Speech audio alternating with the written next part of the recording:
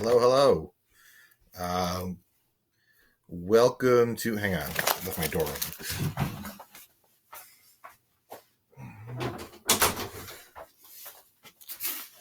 I should just. Welcome to today's virtual lecture or discussion of Virgil's Aeneid. As I said last time, really didn't get to cover what I wanted to cover. Obviously, we had other things to talk about, like the paper, and so that leaves us with a few things that I think are important to discuss when it comes to the Aeneid, and I'm going to go through that today. You should watch this video with your book out so that you can follow along with specific passages. Important. Hang on a second. Wait. How do I start the slideshow? Oh, present.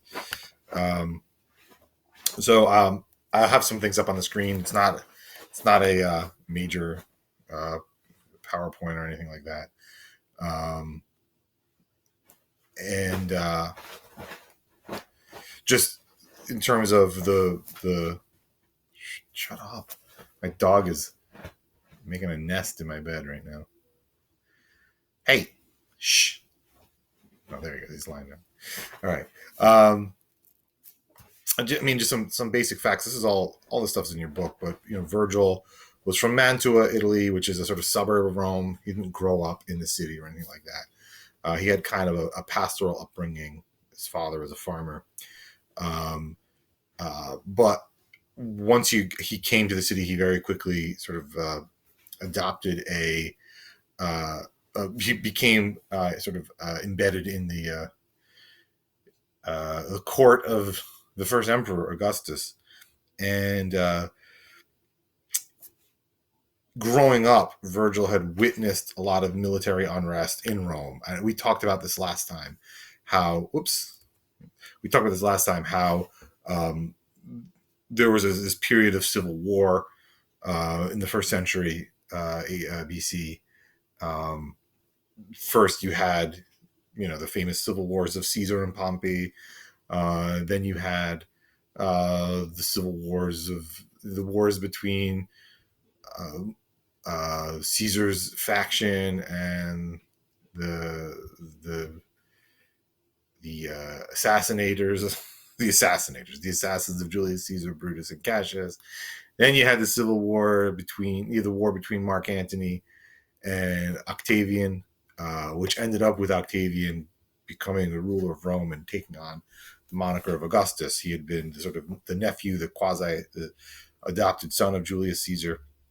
And so, people had lived through a lot of military unrest. And when Augustus came to power, Augustus, who had been Octavian, came to power after defeating Antony and his ally, Queen Cleopatra of Egypt,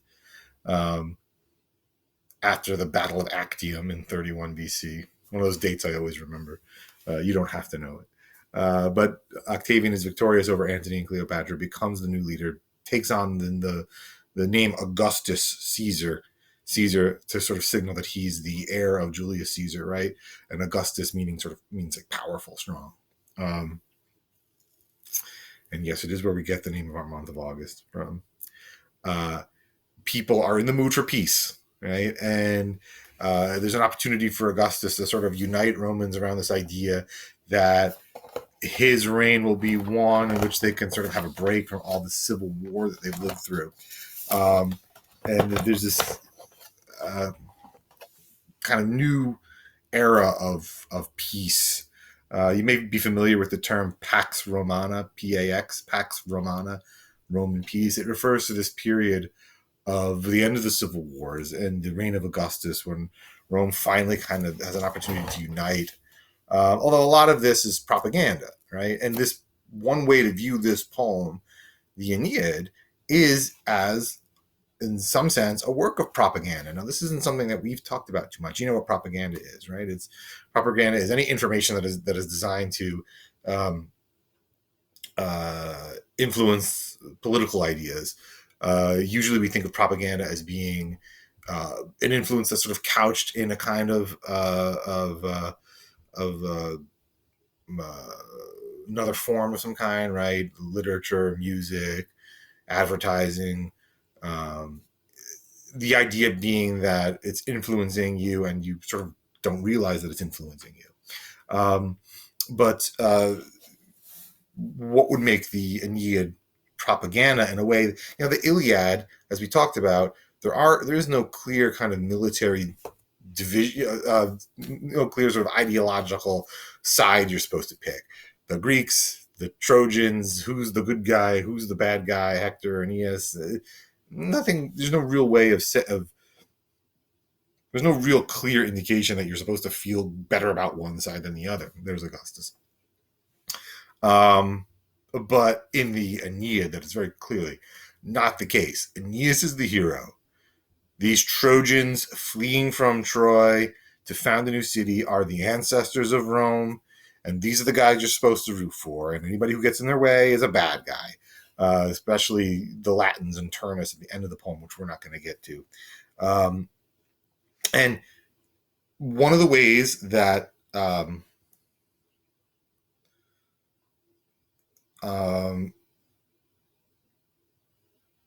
one of the ways that I'll get to that in a second. One of the ways that it is propagandistic is in the way it uses prophecy or predictions about the future. Here, this slide gets into some of the elements of epic writing that we've already talked about, right? The length and the content, this historic, mythic, military content, right? Motifs and epithets and things like that, right? The style of it. You'll notice that Virgil, even though this was not orally composed, this was written from the beginning, but Virgil still likes to use some of those epithets, that epithetic style that we saw in Homer, because now that defines epic style for a Roman audience, right? The way Homer did it for the Greeks. But let's see. Here's what I want to get to. This is more important. So this stuff you mostly already know, right? And if you don't know it, it's not that important. But here, the elements and themes of the Aeneid itself, right? Finding and creating a home, right? This is a poem about founding a home. And now we've seen things like that before, but never where the founding of the home was the point. We talked about how Gilgamesh, is known as this founder of the city, right? He is the guy that built Uruk. And that was an important part of his sort of kingly legacy. In the Hebrew Bible, there's a lot about when God speaks to Abraham about this giving of this new homeland, right? So these are themes that have been part of literature certainly before this, right? But this is an epic poem that is very much about the founding, the origins of Rome. So it's a poem for Romans that talks about their origins, much the same way you might sort of read something mytho-historical about the American Revolution, right? And when you watch a movie about the American Revolution, you realize it's like 80% made up. They're trying to make a good story out of it. But still, there's an element of historical truth there. There's not much historical truth to be found in the Aeneid, I'll be honest. This is almost 100% made up when it comes to the origins of Rome. But still, it appealed. These are myths that Romans believed in some sense, and it appealed to their sort of patriotic sense of national identity, right? The idea of nationhood is very important in the poem, Rome, in a way that it wasn't in the Iliad.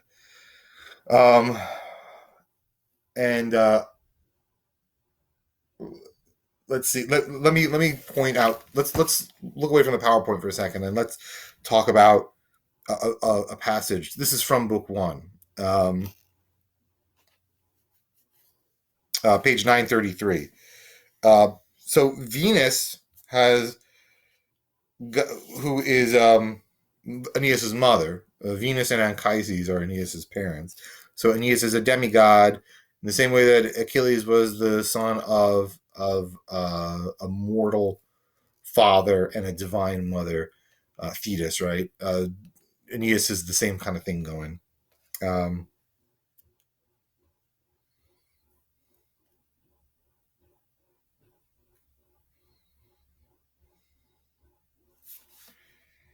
Uh, Venus uh, goes to Zeus after Aeneas has been shipwrecked by Juno and sort of complains, like, you promised him that you promised me that he would be found this great nation, that he would make it to Italy, and now Juno, Hera, has shipwrecked him. What's going on? What's happening? Um, I paid line 304. And here's the first instance in which we get prophecy, right? We get a prediction about the future. Of course, it's a future that's the past to Virgil, but it's the future to the characters in the poem. It's the best kind of prophecy. It's the kind of prophecy that you can sort of be confident is correct because it already happened. The father of men and gods, smiling down on her, line 304, with the glance that clears the sky and calms the tempest, lightly kissing his daughter on the lips. This is Zeus talking to Venus, right? Relieve yourself of fear, my lady of Cythera. The fate of your children stands unchanged, I swear.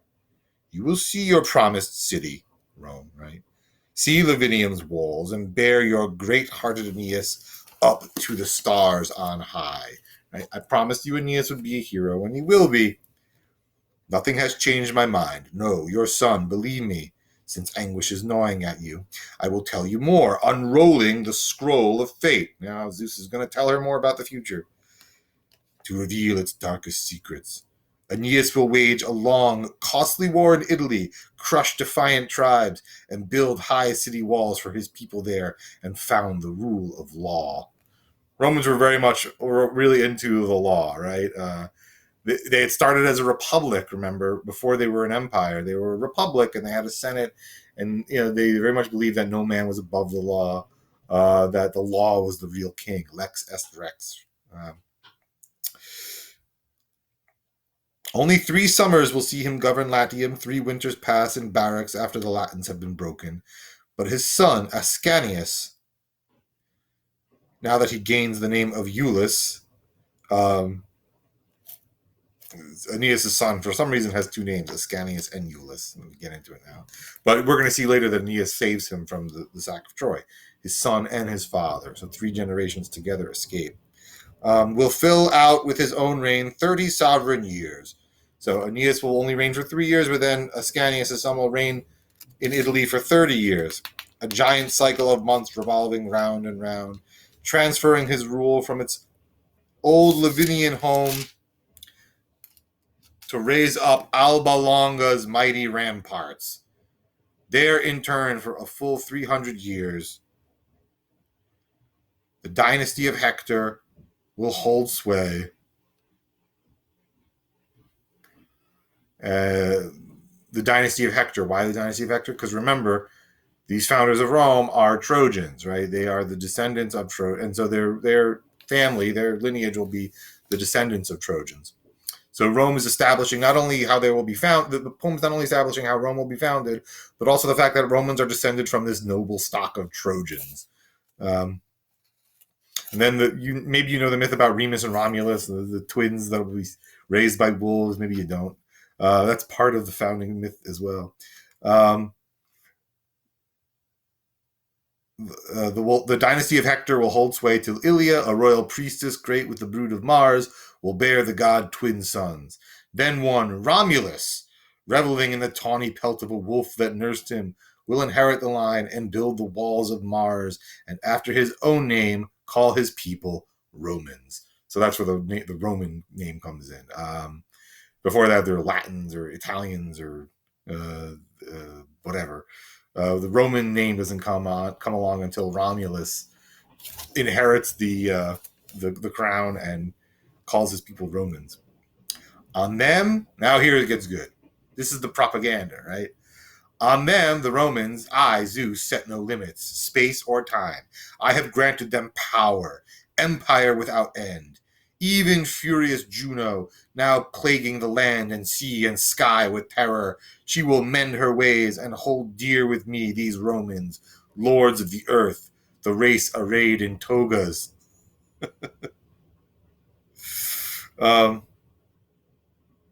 This is my pleasure, my decree. Indeed, an age will come as the long years slip by when when Assaracus when Assaracus's royal house, um, again, it's just if you look at the footnote, he's just another Trojan king. Virgil's kind of sort of trying to vary his language here, so but this just means the Romans, right? Will quell Achilles' homeland, brilliant Messinae too, and enslave their people. Rule defeated Argos. Now this is sort of the ironic reversal. So let me be clear about what he's saying here. The Trojans, there will come a time when the Trojans, their royal house, right, will quell Achilles' homeland, right? Greece. Rule defeated brilliant Messinae too, the Greek island that Agamemnon was king of. Enslaved their people. Rule defeated Argos. So all these Greek islands, the Trojans, aka the Romans, will one day conquer them as well. And what we know that, of course, Rome will conquer Greece in the late Republic. And so this bit of history that obviously Virgil knows is becomes sort of part of the ironic reversal of the Trojan War. In the Trojan War, the Greeks conquered the Trojans, but through Rome, the Trojans will eventually be triumphant when Rome comes back hundreds and hundreds and hundreds of years later and conquers Greece. So this is prophecy functioning as propaganda in that Virgil's kind of pumping up the reputation of Rome, but also he has putting in the mouth of Zeus the idea that Rome will rule forever, right? I put no limits on them, neither time nor space. They'll last as long as they want. They'll spread far and wide. Now, here we go to the meat of the matter. From that noble blood will arise a Trojan Caesar. A Trojan Caesar. Julius Caesar. He's got Trojan ancestry, right? But he's distinctly Roman. He's a Trojan Caesar. His empire bound by the ocean, his glory by the stars. We're at line 343 in case you needed to get back to it. His empire bound by the ocean, his glory by the stars. Julius, a name passed down from Iulus, his great grandfather, Aeneas' son. Blah, blah, blah. And you, in years to come, will welcome him to the skies. You, rest assured, laden with the plunder of the East, and he with Aeneas will be invoked in prayer. Then will the violent centuries, battle set aside, grow gentle, kind. Vesta and silver-haired good faith and Romulus, flanked by brother Remus, will make the laws. The terrible gates of war, with their welded iron bars, will stand bolted shut and locked inside. The frenzy of civil strife will crouch down on his savage weapons, hands pinioned behind his back, with 100 brazen shackles monstrously roaring out from his bloody jaws.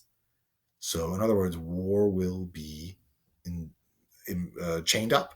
Civil strife will be put down. We will have peace after Julius Caesar.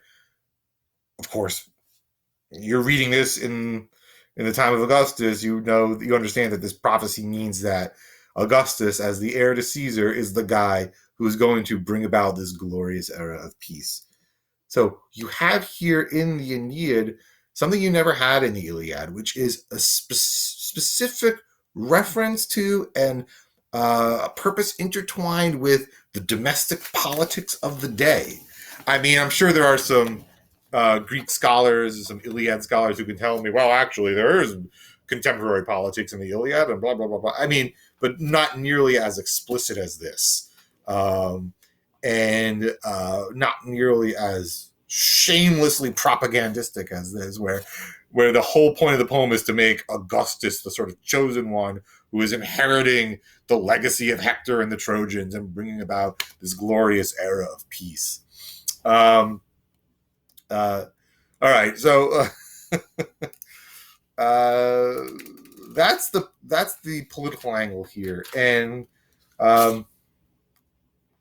let's talk. I want to talk about book 2, and sack of Rome. Here's this is a depiction from pottery, I believe. This is Aeneas here, and this is his father Anchises on his back. And you know from the story that Aeneas carries his father out of the ruins of Rome, of Troy, as the city is being sacked. Aeneas doesn't leave his father behind, but carries him on his back. And it's this image, it's this very famous image of one, family loyalty, the devotion of a son to a father, and also see this word pietas here. Pietas means it's you might think of it in an analogous way to we talked about kleos, right? Honor. Pietas is more about the sort of nobility of a warrior to protect the weak, to stand up for what's right and good. It's kind of the warrior's code, right? And Aeneas not only defending his father, but also showing great courage, often in the face of adversity, is meant to embody pietas in that sense, right? I got some notes here. Where are you?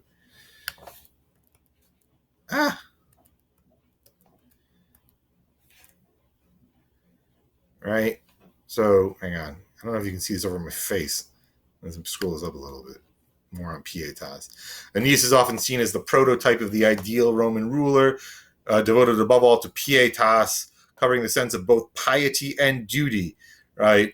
Devotion to particular people and entities, including the gods, one's country, leaders, community, family, especially fathers and sons. So, piety and duty, loyalty, responsibility, and doing what you're supposed to do, following the rules, showing deference to those who deserve it, like gods and your parents and all authority figures. And then so here, okay, cool. So what happened here? So in the Iliad, it's more about fighting for your personal glory or honor, your kleos, right? Whereas pietas is not so much about your own personal honor, but about devotion to a higher ideal.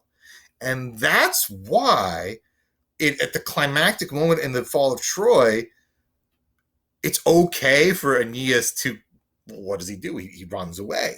And so let's look at this in book 2 a little bit. Yeah,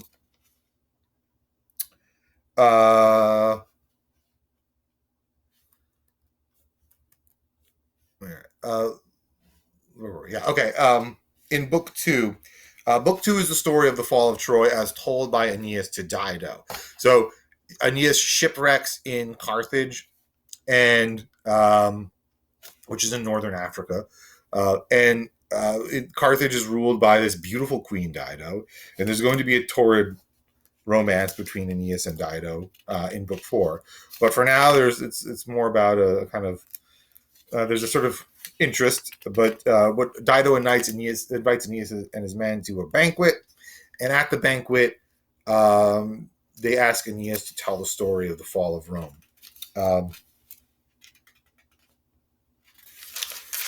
Let's see. Where do we want to pick it up here? There's so much to say. Let me just read a little bit from the beginning. Page 947, The Final Hours of Troy, Book 2, page 947, Book 2. It's line 1. Silence. So everyone's listening with a hushed voice. All fell hushed, their eyes fixed on Aeneas now, as the founder of his people, high on a seat of honor, set out his story. Sorrow, unspeakable sorrow, my queen, you asked me to bring to life once more. How the Greeks uprooted Troy and all her power, our kingdom mourned forever. What horrors I saw, a tragedy where I played a leading role myself.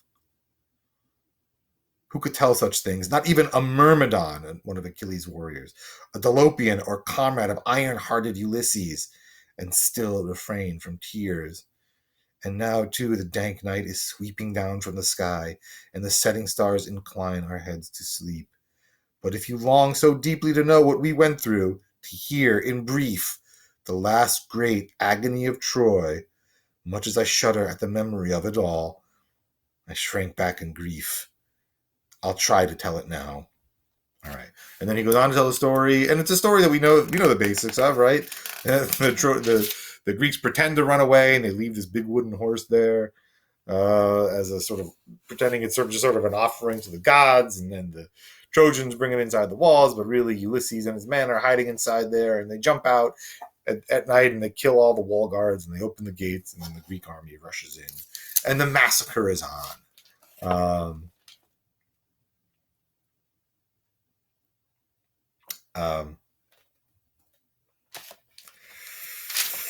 Let's just pick it up from when Aeneas kind of sort of realizes that things aren't going well.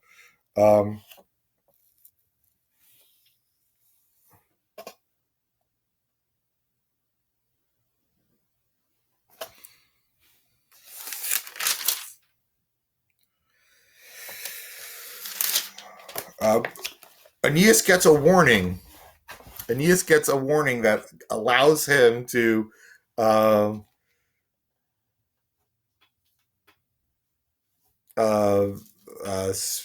escape. And the warning comes to him in the form of a dream of Hector that he has. And so let's pick it up on page 954, the very bottom, line 339.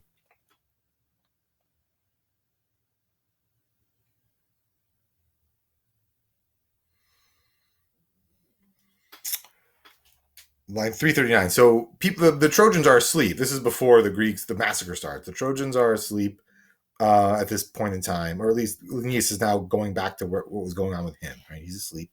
This was the hour when rest, that gift of the gods, most heaven sent, first comes to beleaguered mortals creeping over us now.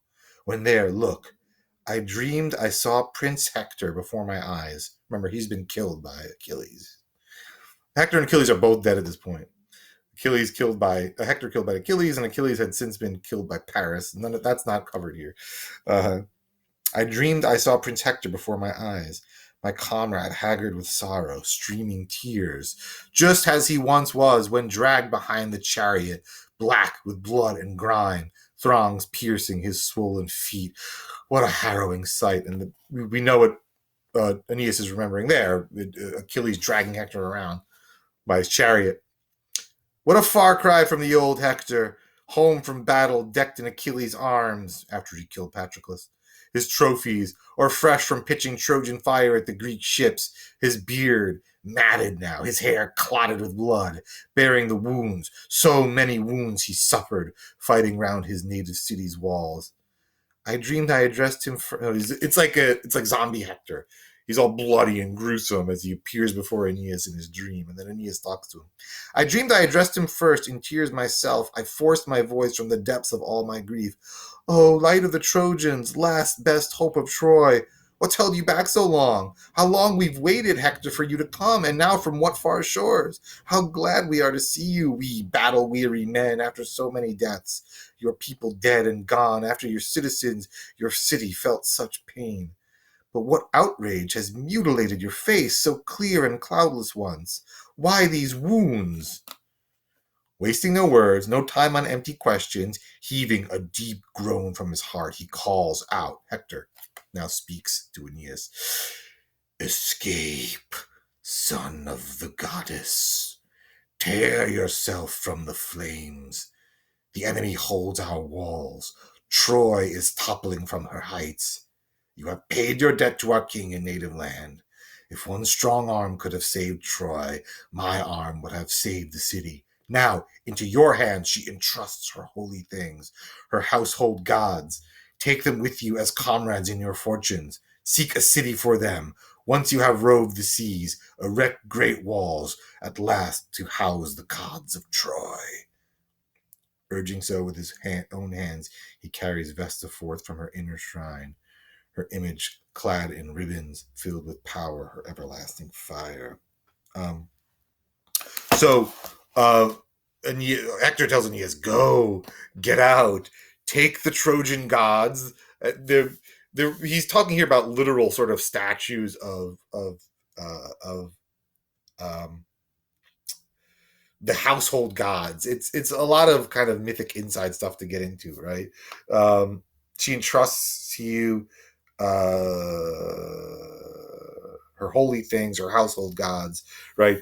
The holy things of Troy, the holy relics of Troy. Take them with you, escape, found a new city to house all the holy things of Troy. Basically, Hector's saying to Aeneas, the Greeks are coming. You have to get out. Found a new city, which is interesting because it's Hector, right? What would Hector do in this situation with the Greeks pouring into the city? Yes.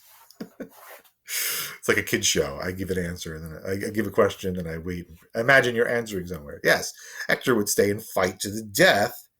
As we know, Hector was obsessed with his personal honor, his kleos. And now he's telling Aeneas, don't stay and fight. Run, run, run, run. There are bigger, more important things here. And this gets to the distinction between kleos and pietas, right? Kleos being about personal honor and glory, pietas being about your responsibility to larger things than yourself.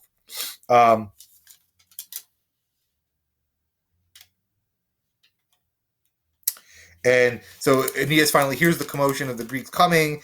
And on page 956, he has this moment where he's like, okay, it's time to fight. I'm going to get my stuff. I'm going to go and I'm going to die with honor. This is line 393 on page 956. The Stygian straits shimmering back the blaze, the shouting of fighters' swords, the clashing blare of trumpets. Out of my wits, I seize my arms. He gets his weapons. What reason for arms? Just my spirit burning to muster troop for battle, rush with comrades up to the city's heights, fury and rage driving me breakneck on as it races through my mind. What a noble thing it is to die in arms. Right? What a glorious thing to go and die in Troy fighting the Greeks. Just like Hector would. It's this momentary thing like, oh, I gotta get my weapons, I gotta go and I gotta fight. But that's not what he's supposed to do, right? A larger purpose looms, and his job is to run.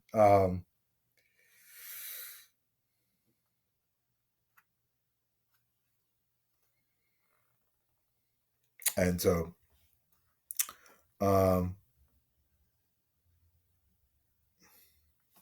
Aeneas will eventually come to his senses and realize he has to get out of there. We're going to skip a lot here.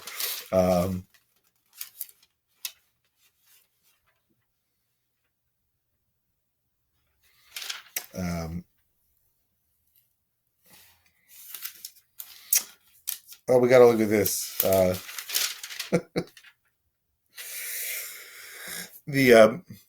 Well, anyway, Aeneas is going to gather up his family. He's going to get his little son, Ascanius, Iulus, his father, Anchises. He's going to carry on his shoulders. He's going to carry the holy relics of Troy with him, the household gods, and his wife, Creusa. The big moment from the big sort of mytho-historical moment in Book 2 that sort of signifies the final fall of Troy at the hands of the Greeks is the killing of King Priam at the hands of Achilles' son, Neoptolemus, or Pyrrhus. Everybody's got two names in ancient Greek or ancient Rome. I don't know. Everybody's got two names, but Pyrrhus, the son of Achilles, aka Neoptolemus. We never heard anything about this son in the Iliad, right? Very little. The Patroclus was a much bigger deal. But yes, there's the son of Achilles, and he sees Priam, and he goes to kill him. Let's see. Let's get this part. Page 629. Sorry. Line 629, page 961. Perhaps you wonder how Priam met his end. When he saw his city stormed and seized, his gates wrenched apart, the enemy camped in his palace depths, the old man King Priam, dons his armor long unused. He clamps it round his shoulders, shaking with age, and all for nothing straps his useless sword to his hip, then makes for the thick of battle, out to meet his death. At the heart of the house an ample altar stood, naked under the skies, an ancient laurel bending over the shrine, embracing our household gods within its shade. Here, flocking the altar, Hecuba and her daughters huddled, blown headlong down like doves by a black storm, clutching all for nothing the figures of their gods. Seeing Priam decked in the arms he'd worn as a young man, so Hecuba sees old King Priam in his armor, and she's like, "What are you doing? Are you insane?" she cries. Remember, she's already seen Hector get killed, and most of her other sons get killed. Poor husband, what impels you to strap that sword on now? Where are you rushing? Too late for such defense, such help. Not even my own Hector, if he came to the rescue now. Come to me, Priam. This altar will shield us, or else you'll die with us. With those words drawing him toward her there, she made a place for the old man beside the holy shrine. So Priam's thinking he's going to stay, but then at that moment, they see his son Polites get cut down by Pyrrhus, Achilles' son. Suddenly, look, a son of Priam, Polites, just escaped from slaughter at Pyrrhus' hands, comes racing in through spears, through enemy fighters, fleeing down the long arcades and deserted hallways, badly wounded. Pyrrhus, hot on his heels, a weapon poised for the kill, about to seize him, about to run him through and pressing home as Polites reached his parents and collapsed, vomiting out his lifeblood before their eyes. At that, Priam, trapped in the grip of death, not holding back, not checking his words, his rage. "You," he cried, "you and your vicious crimes." He's talking to Achilles' son. "If any power on high recoils at such an outrage, let the gods repay you for all your reckless work. Grant you the thanks, the rich reward you've earned. You've made me see my son's death with my own eyes again." He's already did it with Hector. Well, that was Achilles, though. "Defile the father's sight with a son's lifeblood. You say you're Achilles' son? You lie. Achilles never treated his enemy Priam so. No, he honored a suppliant's rights. He blushed to betray my trust. He restored my Hector's bloodless corpse for burial, sent me safely home to the land I rule. So you're nothing like Achilles. Achilles was much more honorable to me than you are." And he returned the corpse of Hector. With that, and with all his might, the old man flings his spear, but too impotent now to pierce, it nearly grazes Pyrrhus' brazen shield that blocks its way, and clings there, dangling limp from the boss, all for nothing. Pyrrhus shouts back, "Well then, down you go, a messenger to my father in the underworld, Peleus' son. Tell him about my vicious work, how Neoptolemus degrades his father's name. Don't you forget. Now, die."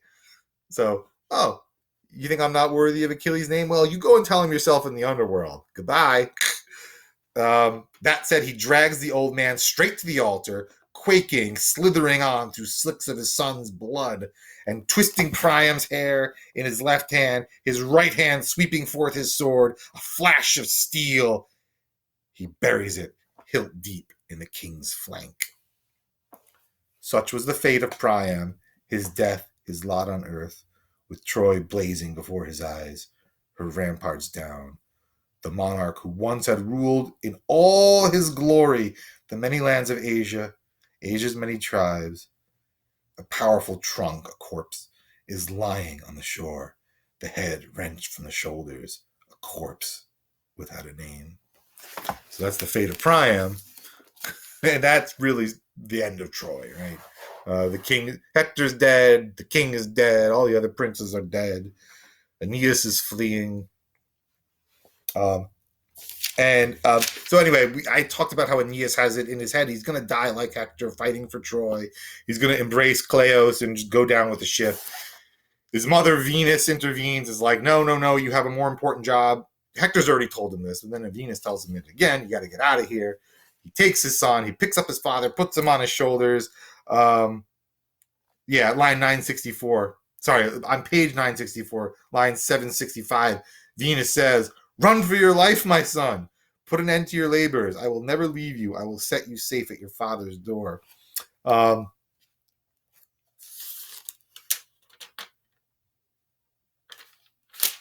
um, and then let's see, page 967, he finds his father, picks him up, and they start to make their way out of the city. And this is it's Aeneas, it's a kind of tableau of family. It's Aeneas of pietas, of family responsibility, right? Aeneas holding his father, leading his son with his wife there too at the rear. This kind of tableau of family. Let's just 897 here. He picks up his father, who is too weak to make it out. With that, over my broad shoulders and round my neck, I spread a tawny lion's skin for a cloak, and bowing down, I lift my burden up. Little Iulus, his son Ascanius, clutching my right hand, keeps pace with tripping steps. My wife trails on behind, and so we make our way along the pitch-dark paths, and I, who had never flinched at the hurtling spears or swarming Greek assaults, now every stir of wind, every whisper of sound alarms me, anxious both for the child beside me and burden on my back. And then, nearing the gates, thinking we've all got safely through. Well, let me stop there for a second. So that's interesting, right? I've never been scared of any Greek, right? But now every sound scares me because I'm worried about the old man and the little child and the wife that I'm leading out of the city. So his responsibility to his family is taking precedence over his own military instincts. And you'll remember that Hector had a choice to make in this regard. And Andromache was like, listen, you don't have to, what's going to happen to me when you're dead? I'll be a slave in Greece. And Hector's like, yeah, I'm glad I'll be dead before I have to see that. So Hector kind of puts his own glory and honor before his family, and now Aeneas is being called to do the opposite. It's almost like a direct refutation of that sort of Homeric ideal of Kleos, with Virgil saying, things only really work out if you think about the big picture, if you think about not just yourself, but your responsibility to those around you. That's pietas, as opposed to Kleos. And it's what Aeneas is embracing here, thinking not only of his family, but also of the gods, whose destiny he has to fulfill, and the city he's going to found and the future destiny that awaits him. Unfortunately, part of that destiny is also to one of the ways he's going to cement rule over Italy is through marriage, right? Lavinia. And so there's a little bit of an inconvenience here because he is married to Creusa. So she's got to be taken out. They got to get her out of the picture. And sure enough, as they're making their way out, they suddenly look around and are like, oh no, Creusa's gone. What happened? And so Aeneas runs back looking for her. Where'd you go? Where's my wife? And he doesn't find his wife, but he does find her ghost because she's already been cut down by the Greeks. And it's a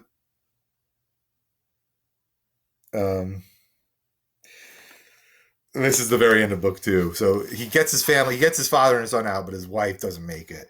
And again, she kind of has to not make it because Aeneas is going to have to marry Lavinia later in the poem for political purposes. So he's running around Troy, like calling out for her, which is really dangerous, but it shows how much he wants to find her. 953. Why, I even dared fling my voice through the dark. My shouts filled the streets, and as time and again, overcome with grief, I called out, Creusa! Nothing, no reply, and again, Creusa! But then as I madly rushed from house to house, no end in sight, abruptly, right before my eyes, I saw her stricken ghost. My own Creusa's shade, but larger than life, the life I'd known so well. I froze. My hackles bristled, my voice choked in my throat, and my wife spoke out to ease me of my anguish. My dear, this is the ghost of Creusa, my dear husband, why so eager to give yourself to such mad flights of grief? It's not without the will of the gods these things have come to pass. But the gods forbid you to take Creusa with you, bound from Troy together. The king of lofty Olympus, aka Zeus, won't allow Jupiter, sorry. I keep calling him Zeus, whatever. Jupiter. Zeus, Jupiter, same guy. Won't allow it. A long exile is your fate. The vast plains of the sea are yours to plow until you reach Hesperian land where Lydian Tiber flows with its smooth march through rich and loamy fields, a land of hardy people. There great joy and a kingdom are yours to claim, and a queen to make your wife. Dispel your tears for Creusa, whom you loved. I will never behold the high and mighty pride of their palaces, the Myrmidons, the Dolopians, or go as a slave to some Greek matron. No, not I. Remember, that's what Andromache's so afraid of. So Creusa's like, look, I'm dead, but at least I won't be a slave.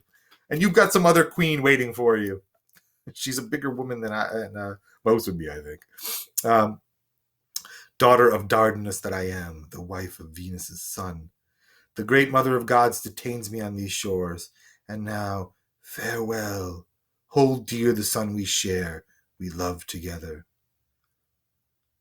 These were her parting words, and for all my tears I longed to say so much, dissolving into the empty air she left me now. 3 times I tried to fling my arms around her neck. 3 times I embraced. Nothing. Her phantom sifting through my fingers, light as wind, quick as a dream in flight. I love that part. 3 times Aeneas tries to embrace the ghost of Creusa as it's fading away, and 3 times she just slips through his fingers like air, and there's nothing. It's very sad. Virgil is, well, perhaps not come as a surprise, a great poet. Even in English, he's a great poet. So, anyway, Aeneas makes it out with his father and his son, but not with his wife. Poor Creusa. And again, Aeneas kind of has to be a single guy. And there's more problems with this because, of course, Aeneas is shipwrecks in Carthage and the court of Queen Dido. And there we have another kind of threat to his fate, his destiny, because something strange happens, which is not really supposed to happen to these epic heroes. Aeneas falls in love with Dido. They get married in this sort of secret cave ceremony. Aeneas becomes sort of first man amongst the Carthaginians. And he realizes that he's happy. He's comfortable. He's in love. It's all very wonderful. But this cannot be. Right? He cannot stay this way, unfortunately. Just like his wife had to die, just like he couldn't embrace his own Kleos and fight for Troy, he has bigger responsibilities than his own happiness. So even though he and Dido are very much in love, very happy, have this torrid love affair, what happens is that Jupiter sends Mercury, the messenger, aka Hermes, to get him. Like, hey, go down there to Carthage and snap Aeneas out of it. He has forgotten what he's supposed to be doing. Let me just read. This will be the last thing we look at, I think, right? Yeah. Page 977 in book 4. You should read the story of Dido and Aeneas. It's great. But I just want to look at the part where Aeneas has to be sort of snapped out of his reverie and his love affair. This is page 977, line 323. This is Mercury, again, the messenger god, sent by Jupiter to deliver a message to Aeneas. He's got the winged sandals, remember, right? Soon as his winged feet touch down on the first huts in sight, he, that is Mercury, spots Aeneas founding the city fortifications, building homes in Carthage. Aeneas is out in the countryside with the men. They're building settlements for Carthage. Aeneas is being a good leader. The problem is he's being a good leader for the wrong people in the wrong place because, again, he's in love and he's married the queen. Or at least it's kind of like it's a sort of shotgun wedding. But anyway. And his sword hilt is studded with tawny jasper stars. A cloak of glowing Tyrian purple drapes his shoulders, a gift that the wealthy queen had made herself, weaving into the weft a glinting mesh of gold. He's got this beautiful jeweled sword, and the queen's given him this beautiful purple and gold cloak. These are the colors of royalty. He is very much a king, a Carthaginian king, an African king, an Eastern king. It's not very Trojan and it's not very Roman to have a jeweled sword and a golden cloak. These are the affectations of what Romans would consider kind of decadent Eastern royalty or African royalty. And if you think about it, like there's a historical parallel here, right? Here's Aeneas, this Trojan hero, in the arms of an African queen, Dido, having become a bit decadent in his taste with his jeweled sword and his golden cloak, forgetting his responsibilities to Troy and to Rome. Now, if we were in a live class together, this is where the part where I would ask you, does that make you think of anybody else? A Trojan / Roman hero, a great man, who has fallen for the wiles of an African queen and neglects his responsibilities and forgets himself and loses his Roman / Trojan identity because of his love for this decadent African queen. Right, exactly. I know some of you thought of it, even though I can't hear. I know some of you. I know that Virgil here is kind of poking fun at Antony and Cleopatra, right? Mark Antony, who did basically the same thing. It was in Carthage, it was Egypt, but it's still North Africa. They used to say the same things about Mark Antony. Oh, he's gone soft. He's with his Egyptian queen. He's forgotten what it means to be a Roman. He dresses like an Egyptian, etc., etc. So Mercury sees Aeneas and all this finery, and he's like, "What are you doing?" Right? You. So now you lay. This is line 330. So now you lay foundations of stone for the soaring walls of Carthage, building her glorious city, doting on your wife, blind to your own realm, oblivious to your own fate. Oblivious to your fate? The king of the gods, whose power sways earth and sky, he is the one who sends me down from brilliant Olympus, bearing commands for you through the racing winds.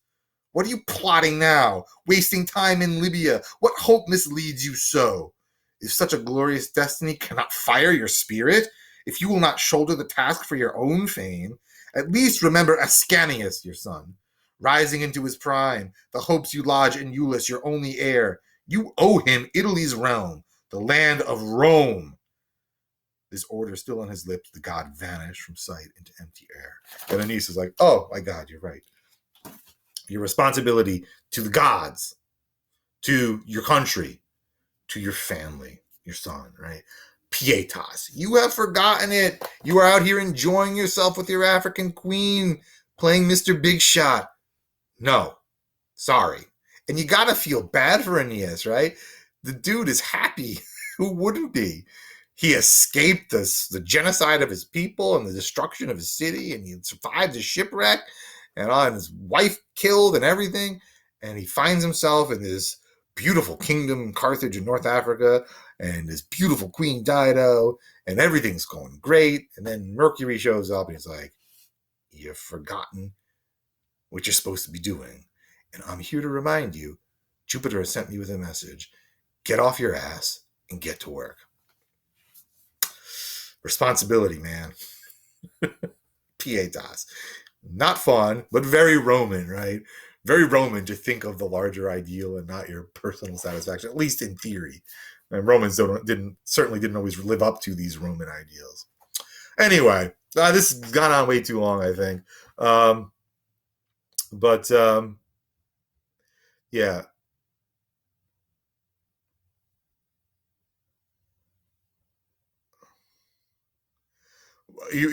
You might wonder. Here's just some notes here.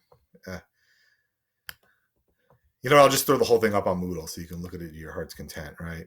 But anyway, the emphasis of pietas or duty, right? Aeneas has to sort of come to his senses. Can I move this? Oh, there we go. Look, yeah. So Mercury's warning to Aeneas that he must leave Dido emphasizes pietas and duty, and Aeneas suddenly conforms his mind to the will of the gods and his destiny, though he still loves Carthage and Dido. So it's not that he doesn't love Dido anymore. He doesn't want to go, but he has to. And Dido, what does she do? Well, what do tragic heroines usually do in ancient stories? She kills herself, but not without one hell of a curse for Aeneas as he goes. This is when I when I was in college, when I was studying Latin in college. It was my fourth semester. It was my fourth semester of Latin, and we were reading the Aeneid, and the professor made us all memorize a section, and I picked Dido's curse to Aeneas, her fu to Aeneas as he sails away. Sorry, my phone's blowing up. What's going on here? Hauria tunc oculis ignem crudelis abalto dardanas et nostrae secum feret omnia mortis. Let the cruel Dardan drink this curse with his eyes, drink this fire with his eyes, the fire of my funeral pyre, and carry with him the omen of my death. It's great stuff.